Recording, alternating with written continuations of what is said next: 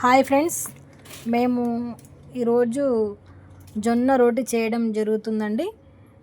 అందులో వేడి వాటర్ పోసి పిండి పిసికి మా అమ్మతో చేపిస్తున్నాను. అయితే ఇందులో ఒక 5 kgs జొన్నలు అయితే, ఒక కేజీ రాగులు, కేజీ గోధుమలు, కేజీ సజ్జలు ఇవన్నీ కలిపి మిక్స్ చేస్తామండి. ఒకేసారి 7-8 కిలోలు పట్టిస్తాము. మేము పిండి చేసి ఒక బాక్స్లో స్టోర్ చేసుకుంటాము. డైలీ చేసుకుంటామండి. ఈ రోటీ ఒకటి తిన్నా సరిపోతుందండి ఎనర్జీ.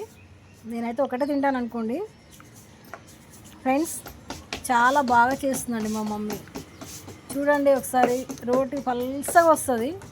వేడి వాటర్ పోయడం వల్ల రోటీ చాలా పల్సగా వస్తుందండి, మంచిగా ఉంటుంది.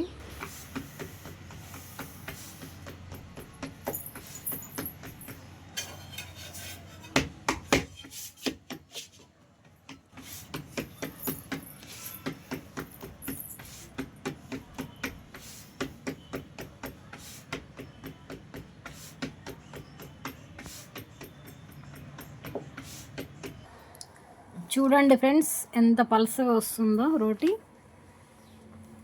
వేడి వాటర్ వేయడం వల్ల ఇలా వస్తుందండి.